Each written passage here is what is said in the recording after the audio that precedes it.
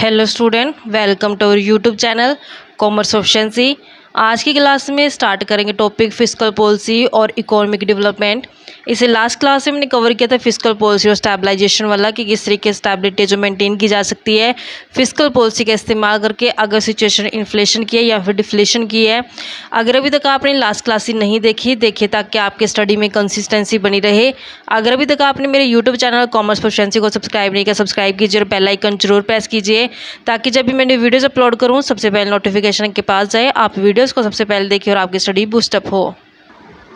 सबसे पहले आता है कैपिटल फॉर्मेशन, यानी कि जब गवर्नमेंट इकोनॉमिक डेवलपमेंट करना चाहते हैं किसी कंट्री का तो वहाँ पे वो कैपिटल फॉर्मेशन करती है। कैपिटल फॉर्मेशन एक फ्लो होता है जहाँ पे देखा जाता है कि स्टार्टिंग में कितनी कैपिटल लगाई गई थी और लास्ट में कितनी, तो वो चेंजेस को जो डिनोट करता है कैपिटल फॉर्मेशन।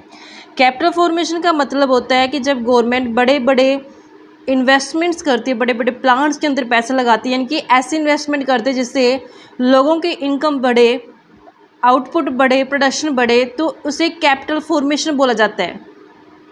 एक्सप्लेनेशन कहते हैं कैपिटल फॉर्मेशन है जो एक मेन यानी कि की रोल प्ले करता है इकोनॉमिक डेवलपमेंट के लिए।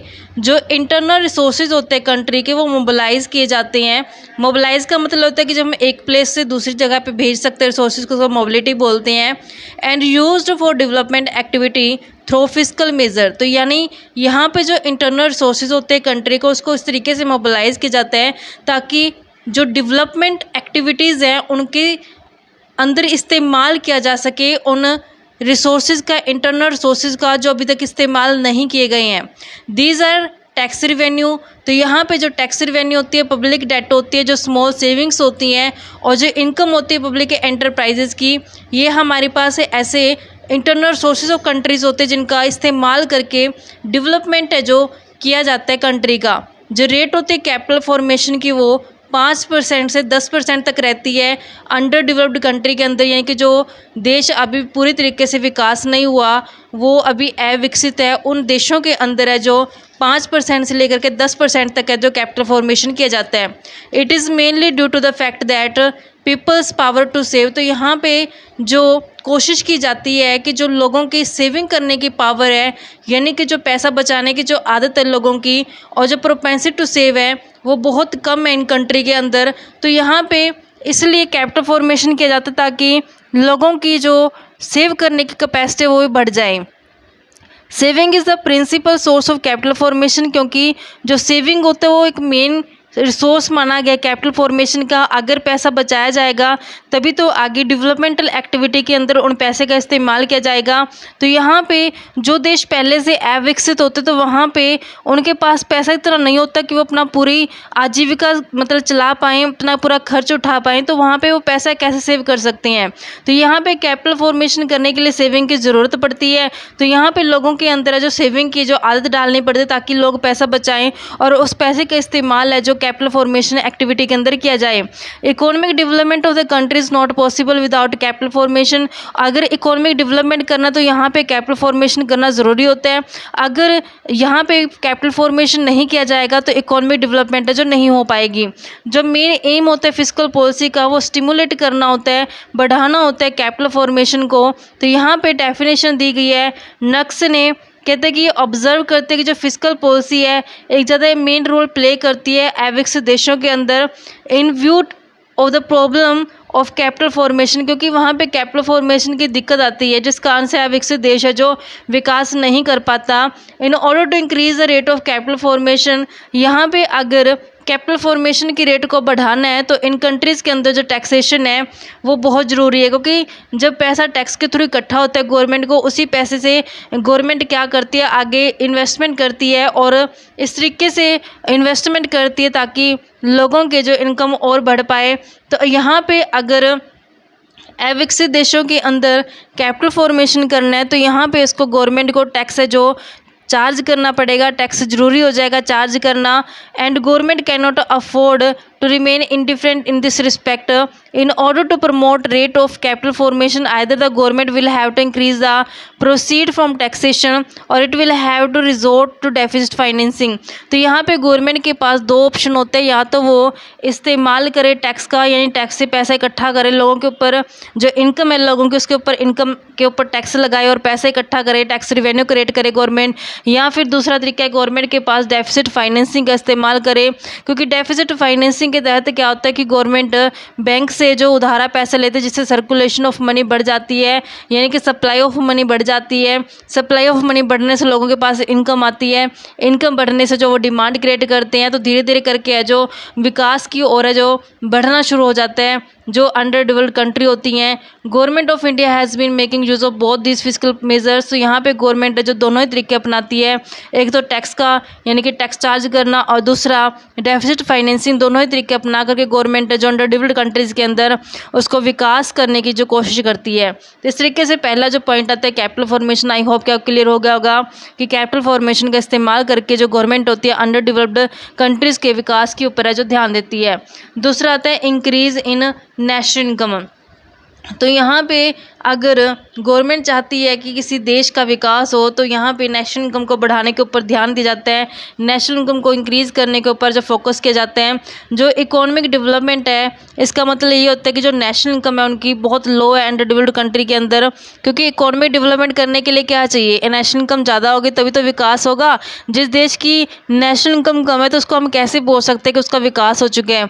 हम जानते हैं कि जो अंडर डेवलप्ड कंट्री होती हैं, जो अविकसित देश होते हैं, उनकी जो नेशनल इनकम होती है वो कम होती है, तभी तो वो भी अविकसित हैं। दिस ऑब्जेक्टिव जो ऑब्जेक्ट होता है फिस्कल पॉलिसी का इन कंट्री के अंदर वो नेशनल इनकम को बढ़ाना होता है। Fiscal policy can prove helpful. तो यहाँ पे जो फिस्कल पॉलिसी होती है, फिस्कल पॉलिसी का इस्तेमाल करके जो ऑब्जेक्टिव है नेशनल इनकम को बढ़ाने का अचीव किया जाता है। तो यहाँ पे बहुत सारे तरीके अपनाए जाते हैं गवर्नमेंट द्वारा जिससे अचीव कर पाते हैं गवर्नमेंट ये ऑब्जेक्ट नेशनल इनकम को बढ़ाने का, जैसे कि to effect such changes in the taxation system as promote saving and investment. तो यहाँ पे जो गवर्नमेंट करती है वो ऐसे चेंजेस करती है टैक्सेशन सिस्टम के अंदर और सेविंग और इन्वेस्टमेंट को जो प्रमोट करने की कोशिश करती है। क्योंकि जब सेविंग और इन्वेस्टमेंट को प्रमोशन किया जाएगा तो आप जानते हैं कि जैसे पैसा बचाया जाएगा उस पैसे का इस्तेमाल आगे इन्वेस्टमेंट एक्टिविटी में किया जाएगा तो और भी ज़्यादा जो इनकम को है जो बढ़ाने के ऊपर ध्यान दिया जाएगा।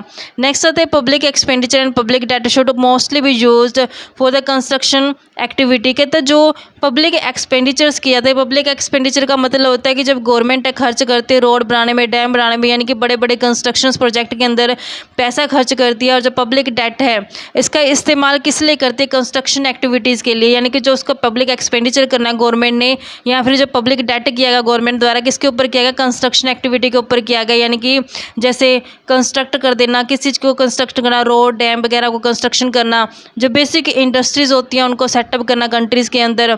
डेवलपमेंट प्रोग्राम है जो रिलेट करना industry, agriculture, transport, power sector should be initiated. तो यहाँ पे जो डेवलपमेंट प्रोग्राम्स होते हैं जैसे इंडस्ट्री के रिगार्डिंग, एग्रीकल्चर, ट्रांसपोर्ट और पावर के रिगार्डिंग जो बनाए जाते हैं, ऐसे नए नए प्रोग्राम है जो लॉन्च किए जाते हैं किस तरीके से विकास किया जा सकता है इंडस्ट्रीज़ का, एग्रीकल्चर्स का, जिससे जो अविकसित देश का भी विकास हो पाए। Government of India has taken special measure in the direction during the period of planning. तो जब गवर्नमेंट प्लानिंग कर रही होती है उस टाइम पे ज़्यादा जो ध्यान दिया जाता है इस तरफ की किस तरीके से नेशनल इनकम को बढ़ाया जा सकते हैं। With increase in public investment there is a increase in the national income. तो गवर्नमेंट क्या करती है, पब्लिक इन्वेस्टमेंट को बढ़ाती है जिससे नेशनल इनकम है जो बढ़ जाती है एक तरफ, और दूसरी तरफ जो प्राइवेट इन्वेस्टमेंट होती है उसको बढ़ावा मिलता है। यानी कि जब गवर्नमेंट ने पब्लिक इन्वेस्टमेंट किया एक तरफ तो नेशनल इनकम बढ़ गई है और दूसरी तरफ है जो प्राइवेट इन्वेस्टमेंट को भी जो बढ़ावा मिलता है। ऐसा the possibility of rise in national income increase. तो यहाँ पे जो नेशनल इनकम के बढ़ने के चांसेस जो और भी ज़्यादा बढ़ जाते हैं। और जो नेक्स्ट होता है there is acute shortage of private entrepreneur in under developed country. की देखो बच्चों जो देश अविकसित होता है वहाँ पे प्राइवेट जो एंटरप्रेन्योर होते हैं वो पैसा लगाते डरते हैं कि कहीं हमारा पैसा जो डूब ना जाए। तो यहाँ पे जिस देश के अंदर अभी विकास नहीं हुआ अंडर डेवलप्ड कंट्री, तो वहाँ पे जो प्राइवेट एंटरप्रेन्योर होते हैं वो इन्वेस्टमेंट करने से डरते हैं, जिस कारण से शॉर्टेज होती है वहाँ पे इन्वेस्टमेंट नहीं करते हैं वो, जहाँ पे विकास नहीं होता देश का। This shortage can remove by government by fiscal policy. तो यहाँ पे जो शॉर्टेज होती है इसको गवर्नमेंट क्या करती है, फिस्कल पॉलिसी की हेल्प से दूर करने की कोशिश करती है। Public expenditure can be use for setting up new and risky enterprise. तो यहाँ पे गवर्नमेंट को पब्लिक एक्सपेंडिचर करने पड़ते हैं नए और रिस्की एंटरप्राइज को खोलने में, क्योंकि यहाँ पे प्राइवेट सेक्टर है जो इन्वेस्टमेंट नहीं करता, ताकि इसके अंदर ये डर रहता है कि कहीं मेरा पैसा डूब ना जाए। यही कारण रहता है कि गवर्नमेंट को फिर इनिशिएट करना पड़ता है। गवर्नमेंट है जो नए और रिस्की एंटरप्राइज जो स्टार्ट करती है। नेक्स्ट कहते हैं कि गवर्नमेंट है जो इनकरेज करती है, इनकी बढ़ावा देती है प्राइवेट एंटरप्राइज को ऐसे स्टेबल चेंजेस करके फिस्कल पॉलिसी के अंदर, यानी कि फिस्कल पॉलिसी के अंदर ऐसे ऐसे चेंजेस कर देती है जिससे प्राइवेट एंटरप्राइज को जो बढ़ावा मिल पाए। Government can exempt the new enterprise from the payment of taxes. तो यहाँ पे गवर्नमेंट क्या करती है, अगर नई एंटरप्राइज खोली जाती है तो उनको छूट दे देती है टैक्स की पेमेंट करने के लिए। It can also grant subsidy for their development, और इसके साथ ही जो सब्सिडीज़ होती हैं वो भी प्रोवाइड करवाई जाती है ताकि विकास हो पाए जो अविकसित देश होते हैं। नेक्स्ट आते हैं प्रॉपर एलोकेशन ऑफ रिसोर्सेज। जो रिसोर्सेज होते हैं उनका प्रॉपर तरीके से इस्तेमाल किया जाता है ताकि जो देश अविकसित है उसका विकास किया जा पाए। यहाँ पे जब इकोनॉमिक डेवलपमेंट का ऑब्जेक्ट अचीव करना होता है गवर्नमेंट ने, तो बहुत ज़रूरी होता है कि जो रिसोर्सेज उस देश के, उन रिसोर्सेज का बढ़िया तरीके से एलोकेशन करना, कुछ भी रिसोर्स है जब वेस्ट ना जाए। तो यहाँ पे रिसोर्सेज है जब प्रॉपर तरीके से यूटिलाइज नहीं होते हैं, जिस कारण से इकोनॉमिक डेवलपमेंट है जो नहीं हो पाती। अगर अच्छे तरीके से जो रिसोर्सेज होते हैं कंट्री के इस्तेमाल किए जा पाएंगे, तभी तो जो इकोनॉमी है वो डेवलप हो पाएगी।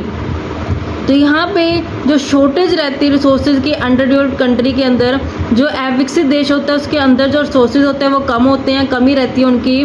जबकि इकोनॉमिक डेवलपमेंट के लिए ज़रूरी होता है कि जो रिसोर्सेज हैं उनका प्रॉपर तरीके से इस्तेमाल किया जाए, और इकोनॉमिक डेवलपमेंट के लिए चाहिए कि जो ये रिसोर्सेज है इस तरीके से यूटिलाइज किए जाए जिससे इकोनॉमिक ग्रोथ है जो हो पाए।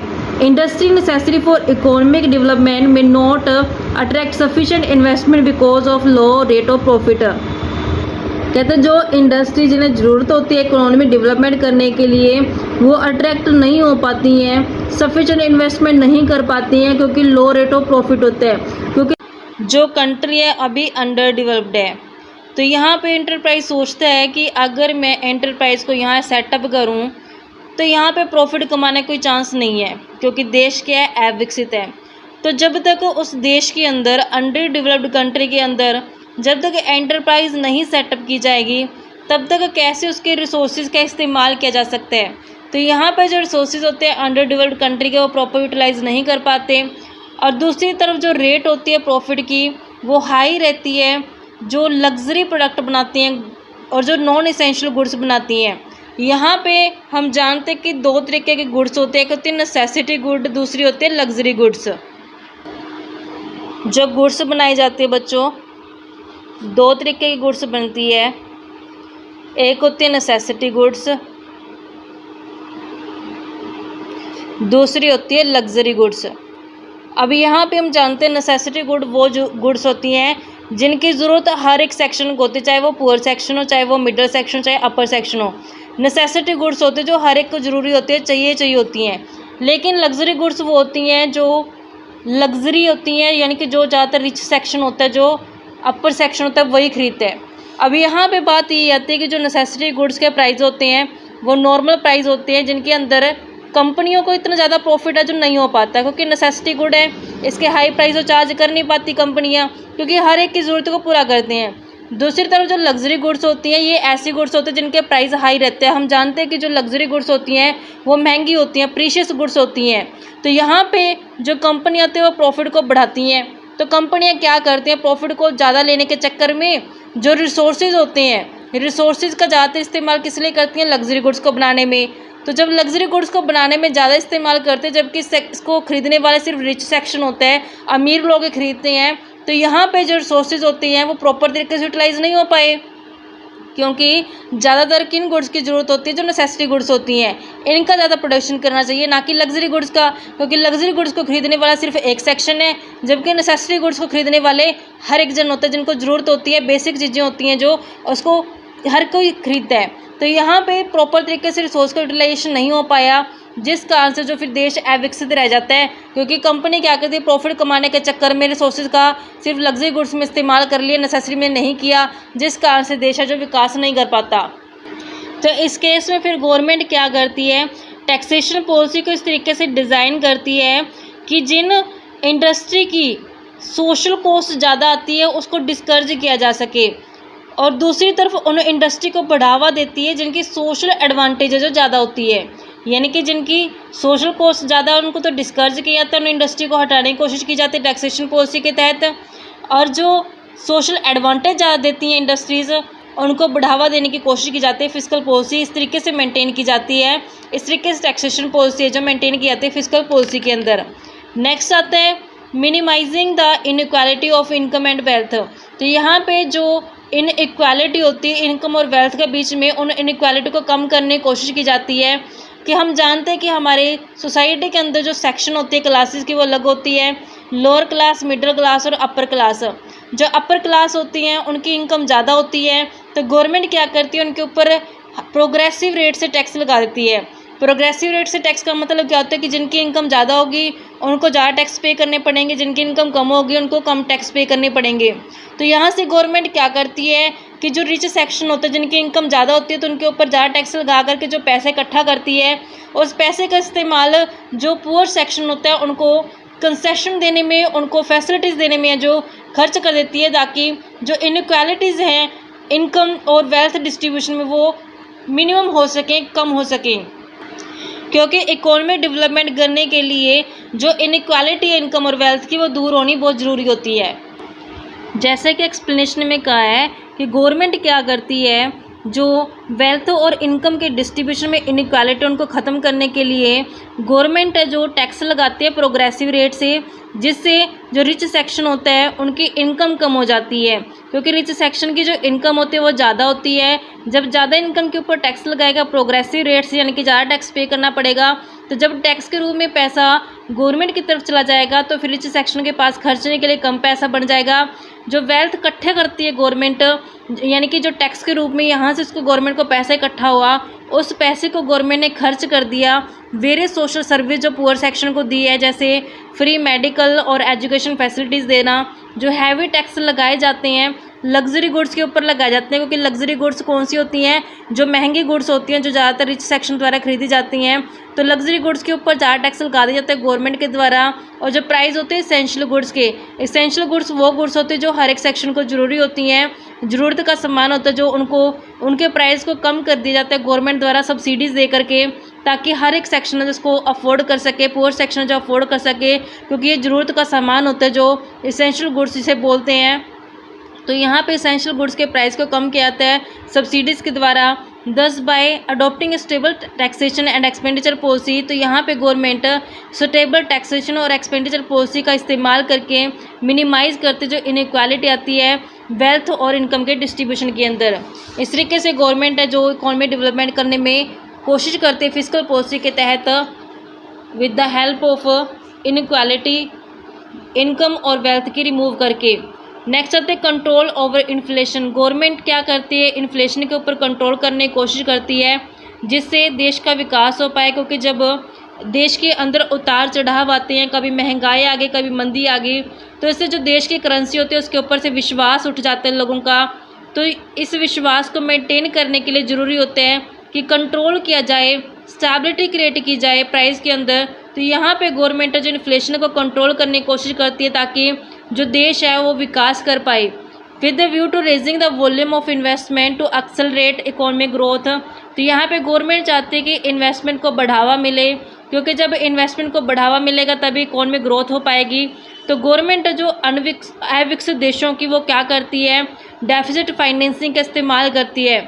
डेफिसिट फाइनेंसिंग में क्या होता है कि जब गवर्नमेंट के एक्सपेंडिचर्स ज़्यादा हो जाते हैं रिवेन्यू से, तो उसे डेफिसिट फाइनेंसिंग बोलते हैं। समझते हैं इसको सिंपल लैंग्वेज में हम।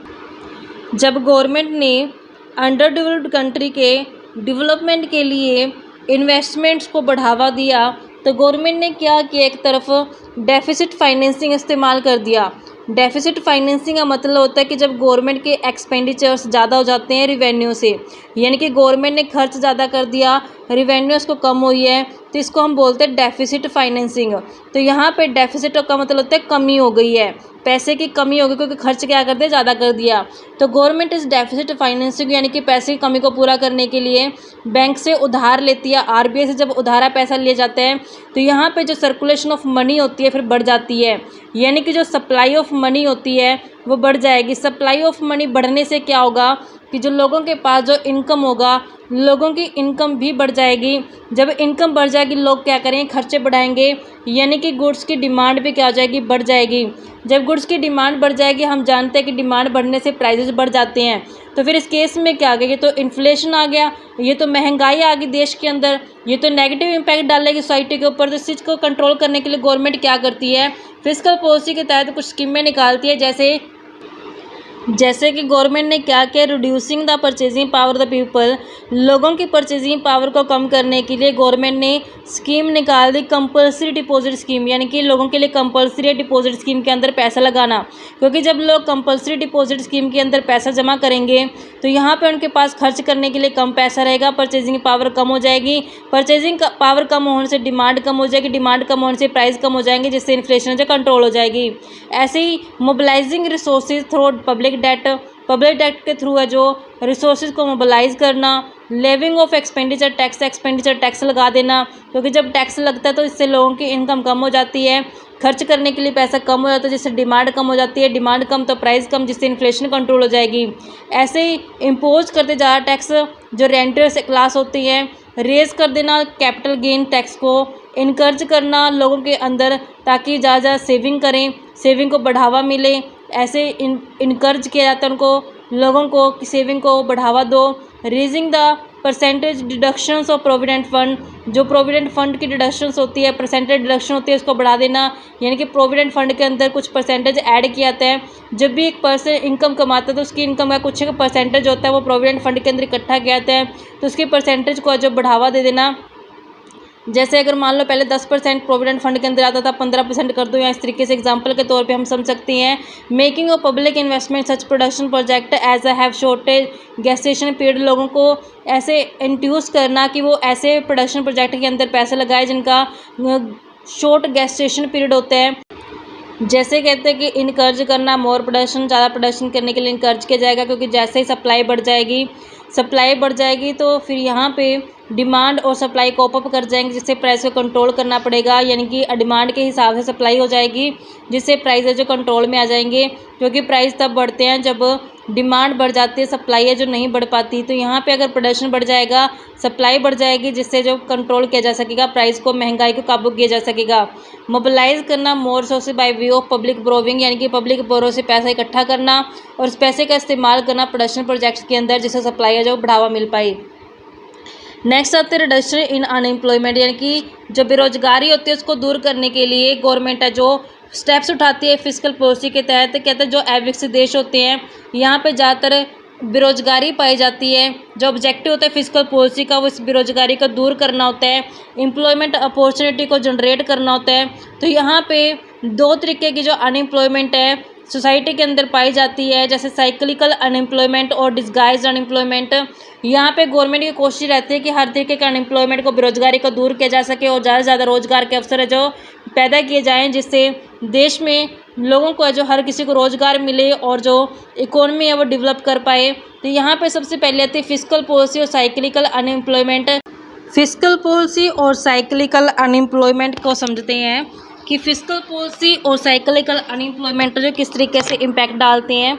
कि हम जानते हैं कि जो अंडर डेवलप्ड कंट्रीज़ होती हैं वो क्या करती हैं, रॉ मटेरियल बनाती हैं। रॉ मटेरियल यानी कि जो कच्चा माल तैयार करती हैं, रॉ मटेरियल तैयार किया जाता है किसके अंदर, प्राइमरी इंडस्ट्री के अंदर। तो ये प्राइमरी इंडस्ट्री के अंदर लोग क्या तैयार करते हैं, रॉ मटेरियल को, और जो ये रॉ मटेरियल तैयार करके इन्होंने कहाँ भेज दिया, फॉरेन कंट्री के अंदर इसको सप्लाई कर दिया। फॉरेन कंट्री के अंदर इन्होंने इसको सप्लाई कर दिया इस रॉ मटेरियल को। अब मान लेते हैं कि फॉरेन कंट्री के अंदर क्या आ गया, डिप्रेशन आ गया, मंदी आ गई है, या फिर साइक्लिकल यानी कि डिप्रेशन बोल दो, जैसे भी आप इसको नोट कर सकते हैं कि साइक्लिकल डिप्रेशन आ गया फॉरेन कंट्री के अंदर, जिस कारण से क्या है फॉरेन कंट्री ने सप्लाई बंद कर दी। अब जब फॉरेन कंट्री ने सप्लाई बंद कर दी है, यानी कि रॉ मटेरियल खरीदना बंद कर दिया अंडर डेवलप्ड कंट्री से, तो इसका असर क्या हुआ कि जो ये प्राइमरी इंडस्ट्री के अंदर लोग काम कर रहे थे, अब ये लोग क्या हो जाएंगे, बेरोजगार हो जाएंगे। तो यहाँ पे इनकी क्या होगी, अनएम्प्लॉयमेंट क्रिएट हो गई, बेरोजगार हो गए हैं। अब गवर्नमेंट को क्या करना पड़ा इस बेरोजगारी को दूर करने के लिए, गवर्नमेंट ने पब्लिक एक्सपेंडिचर स्टार्ट कर दिए। पब्लिक एक्सपेंडिचर स्टार्ट कर दिए, जिसका असर क्या हुआ कि जैसे ही पब्लिक एक्सपेंडिचर किए गए वैसे ही सर्कुलेशन ऑफ मनी बढ़ गई। सर्कुलेशन ऑफ मनी बढ़ने से सप्लाई ऑफ मनी होती है, जो सप्लाई ऑफ मनी बढ़ गई। सप्लाई ऑफ मनी बढ़ने से लोगों की इनकम भी क्या हो गई, बढ़ गई। अब लोगों की जब इनकम बढ़ी है तो लोग क्या करेंगे, इस इनकम को खर्च करेंगे। तो इस इनकम को खर्च करने के लिए क्या करेंगे, डिमांड करेंगे, यानी कि लोगों की डिमांड क्या हो जाएगी, बढ़ जाएगी। अब देखो अंडर डेवलप्ड कंट्रीज है वो तो इतना प्रोडक्शन नहीं कर पाते जिससे इन बड़ी डिमांड को पूरा कर पाए। तो यहाँ पे इस विकसित देश के अंदर इतना प्रोडक्शन नहीं था कि ग्रोइंग डिमांड को पूरा कर पाए। फिर लोगों ने क्या किया, बाहर से इंपोर्ट करना शुरू कर दिया, बाहर से गुड्स को मंगवाना शुरू कर दिया और इस्तेमाल करना शुरू कर दिया। तो जब बाहर से गुड्स को मंगवा के इन देशों ने इस्तेमाल किया तो क्या इससे इस देश के अंदर, अविकसित देश के अंदर रोजगार पैदा हो सकता है, नहीं हो सकता, क्योंकि बनी बनाई गुड्स इन्होंने खरीद लिया और इस्तेमाल कर लिया। तो इससे इस देश के अंदर तो कोई असर पड़ा ही नहीं रोजगार के ऊपर। तो फिर गवर्नमेंट को क्या करना पड़ा, गवर्नमेंट को इन्वेस्टमेंट करनी पड़ी नए इंडस्ट्री के अंदर और प्रमोट करनी पड़ी प्राइवेट इंडस्ट्रीज़, जिससे एग्रीकल्चर वगैरह को बढ़ावा मिले, इंडस्ट्री को बढ़ावा मिले और जो अनएम्प्लॉयमेंट है उसको दूर किया जा सके और देश का विकास किया जा सके। नेक्स्ट आती है फिस्कल पॉलिसी और डिस्गाइज्ड अनएम्प्लॉयमेंट। डिस्गाइज्ड अनएम्प्लॉयमेंट जो होती है ये ज़्यादातर एग्रीकल्चर सेक्टर से जुड़ी होती है, क्योंकि एग्रीकल्चर के अंदर 2 लोगों की ज़रूरत होती है और पूरी फैमिली डिपेंड होकर बैठ जाती है, जिस कारण से जो डिस्गाइज्ड अनएम्प्लॉयमेंट है जो अराइज होती है। कहते हैं it imply that more number of people are engage in a production activity. कहते हैं ज़्यादा नंबर ऑफ पीपल जुड़ जाते हैं प्रोडक्शन एक्टिविटी से, जितनी एक्चुअल में ज़रूरत होती है उससे ज़्यादा जुड़ जाते हैं, जिस कारण से डिस्गाइज्ड अनएम्प्लॉयमेंट है जो अराइज होती हैं। अगर डिस्गाइज्ड अनएम्प्लॉयमेंट को ख़त्म करना चाहते हैं गवर्नमेंट, तो इसके लिए क्या करना पड़ेगा, कैपिटल फॉर्मेशन लगानी पड़ेगी, यानी कैपिटल फॉर्मेशन करना पड़ेगा जिससे डिस्गाइज्ड अनएम्प्लॉयमेंट से बचा जा सके। डेफिनेशन कहते हैं प्रोफेसर राजा जे चलिया के हिसाब से, कहते हैं opinion that the main objective fiscal policy in under developed country should be to foster the maximum rate of capital formation without inflation. यानी कि जो मेन ऑब्जेक्ट होता है विकसित देशों के अंदर रोजगार को बढ़ावा देने का, कैपिटल फॉर्मेशन को बढ़ावा देने का, वही होता है कि रोजगार तो बढ़ जाए, विकास भी हो जाए देश का, लेकिन महंगाई ना आए, इस तरीके से कैपिटल फॉर्मेशन है जो की जानी चाहिए। यानी कि अविकसित कंट्रियों के अंदर इस तरीके से जो कैपिटल फॉर्मेशन किया जाए जिससे इन्फ्लेशन ना आ पाए और रोजगार भी जो पैदा हो जाए। Stability is the prerequisite of development, but to maintain this stability, the rate of saving must not diminish, rather it should increase। कहते हैं स्टेबिलिटी होती है जैसे बैलेंस बना के रखना, stability is a pre requisite of development. कहता है स्टेबिलिटी एक ज़रूरी होती है विकास के लिए, क्योंकि जब उतार चढ़ाव होता है तो उस केस में विकास करना देश का मुश्किल हो जाता है। यहाँ पे स्टेबिलिटी मेन रोल प्ले करती है। But to maintain the stability, कहते हैं स्टेबिलिटी को मेंटेन करने के लिए जो रेट ऑफ सेविंग होती है मस्ट नॉट डिमिनिश, कहते हैं उसको कम नहीं करना है, ऐसा नहीं कि सेविंग को ख़त्म कर दो, rather it should be increase, कहते हैं उसको बढ़ावा देना है, सेविंग को बढ़ाया जाना चाहिए ना कि कम किया जाना चाहिए। By increasing the ratio of saving income the economy would not only be able to reduce unemployment but also maintain economy stability. कहते हैं कि इंक्रीज करके रेशियो ऑफ सेविंग इनकम, यानी कि सेविंग को बढ़ावा दे के जो इकोनॉमी है सिर्फ वो अनएम्प्लॉयमेंट को दूर नहीं करती बल्कि इकोनॉमिक स्टेबिलिटी को भी मेंटेन कर लेती है। तो यहाँ पे पॉइंट देते हैं प्रोफेसर राजा जे चलिया कि इन्होंने कंक्लूजन किया कि जो कैपिटल फॉर्मेशन है और जो प्लान डेवलपमेंट है ज़रूरी होते हैं ताकि रिमूव किया जा सके साइक्लिकल और डिस्गाइज अनएम्प्लॉयमेंट को। जो मेन ऑब्जेक्ट होता है फिस्कल पॉलिसी का वो होता है खर्चों को कम किया जाए, सेविंग को बढ़ावा मिले और जो रेट ऑफ इन्वेस्टमेंट उसको बढ़ावा मिले, इन्वेस्टमेंट ज़्यादा हो। और इन्वेस्टमेंट है जो ऐसे ऐसे ऑक्यूपेशन के अंदर की जाए जो प्रोडक्टिव नेचर की होती हैं, यानी कि वेस्टफुल ऑक्यूपेशन के अंदर नहीं करना इन्वेस्टमेंट, प्रोडक्टिव पर्पस के लिए करना इन्वेस्टमेंट, जिससे देश का विकास हो पाए। नेक्स्ट आता है to correct deficit in balance of payment. जो बैलेंस ऑफ पेमेंट के अंदर जो डेफिसिट आया है, जो कमी आई है, उसको दूर करना। Balance of payment is usually deficit in most of the under developed country. ज़्यादातर जो अविकसित देश होते हैं उनका जो बैलेंस ऑफ पेमेंट होता है वो डेफिसिट रहता है। क्यों कम रहता है? क्योंकि इन देशों में इंपोर्ट तो ज़्यादा कर लेते हैं, एक्सपोर्ट कम करते हैं। बाहर से माल तो ज़्यादा मंगवाते हैं लेकिन एक्सपोर्ट कम करते हैं, बाहर ज़्यादा कम सेल कर पाते हैं, क्योंकि इनके पास इतना नहीं होता प्रोडक्शन कि ये बाहर एक्सपोर्ट कर पाएँ। इनका एक्सपोर्ट कम होता है, इंपोर्ट ये ज़्यादा कर लेते हैं, जिनसे इनका बैलेंस ऑफ पेमेंट है जो डेफिसिट हो जाता है, कम हो जाता है। क्योंकि जब इंपोर्ट किया जाएगा, इंपोर्ट करेंगे बाहर से तो देश की करेंसी बाहर चली जाएगी, और कम एक्सपोर्ट करेंगे तो जब कम एक्सपोर्ट किया जाएगा तो बाहर की करेंसी इंडिया के अंदर कम आएगी, जिस कारण से बैलेंस ऑफ पेमेंट जो बिगड़ जाएगा, डेफिसिट हो जाएगा, कमी हो जाएगी। In order to accelerate the rate of economic growth, कहता है कि अगर इकोनॉमिक ग्रोथ को बढ़ावा देना तो ये ज़रूरी है कि एक्सपोर्ट को बढ़ावा दिया जाए, क्योंकि जब एक्सपोर्ट ज़्यादा किया जाएगा तो फॉरेन करेंसी देश के अंदर आएगी, जिससे देश का विकास हो पाएगा। Here again the fiscal policy can play an important role. तो यहाँ पे दोबारा फिर से फिस्कल पॉलिसी जो एक इम्पोर्टेंट रोल प्ले करती है। गवर्नमेंट रिस्ट्रिक्ट करती है इंपोर्ट को, यानी कि जो इंपोर्ट बाहर से गुड्स मंगवाएगी उसके ऊपर रिस्ट्रिक्शन लगा देती है गवर्नमेंट, उन गुड्स के ऊपर लगाती है whose export are to be encouraged. तब यहाँ पे गवर्नमेंट क्या करती है, इंपोर्ट को कम करने की कोशिश करती है, जैसे रिस्ट्रिक्शंस लगा देती है और एक्सपोर्ट को बढ़ावा देती है, इनकरेज करती है कि ज़्यादा से ज़्यादा एक्सपोर्ट किया जाए। एक्सपोर्ट को बढ़ावा देने के लिए गवर्नमेंट सब्सिडीज़ दे देती है, उन कंपनियों को सब्सिडी देती है जो एक्सपोर्ट करती हैं गुड्स को। Import of luxury and non essential goods is subjective to heavy import duty. जो नॉन इसेंशियल गुड्स होती हैं, यानी कि जिनकी इतनी ज़रूरत नहीं है देश के अंदर, जो लग्जरी गुड्स होती हैं, उनके इंपोर्ट को कंट्रोल करने के लिए गवर्नमेंट क्या करती है, उनके ऊपर ज़्यादा टैक्स लगा देती है, हैवी इंपोर्ट ड्यूटी लगा देती है, जिससे वो और भी महंगी हो जाएँ और अपने देश में लोगों को खरीदनी मुश्किल हो जाए वो। Fiscal policies also use to encourage import substitution. तो यहाँ पे फिस्कल पॉलिसी है जो इनकरेज करते हैं, बढ़ावा देते हैं इंपोर्ट सब्सिट्यूशन ढूंढने के अंदर। इंपोर्ट सब्सिट्यूशन का मतलब क्या है कि जिन गुड्स को हम बाहर देशों से मंगवाते हैं उसी गुड्स का सब्सिट्यूट अपने देश में ढूंढ लिया जाए, जिससे अपने देश का विकास हो पाए, हमें वो गुड्स है जो बाहर से मंगवाने की ज़रूरत ना पड़े। दस deficit in balance of payment is largely corrected bye encouraging export and discouraging import. तो यहाँ पे बैलेंस ऑफ पेमेंट की डेफिसिट को दूर करने के लिए गवर्नमेंट क्या करती है, एक्सपोर्ट को बढ़ावा देती है और इंपोर्ट को कम करती है, जिससे जो बैलेंस ऑफ पेमेंट सेट होने से देश का विकास हो पाए। और सुटेबल फिस्कल पॉलिसी का इस्तेमाल किया जाता है गवर्नमेंट द्वारा, जिससे इस ऑब्जेक्ट को अचीव कर पाती है।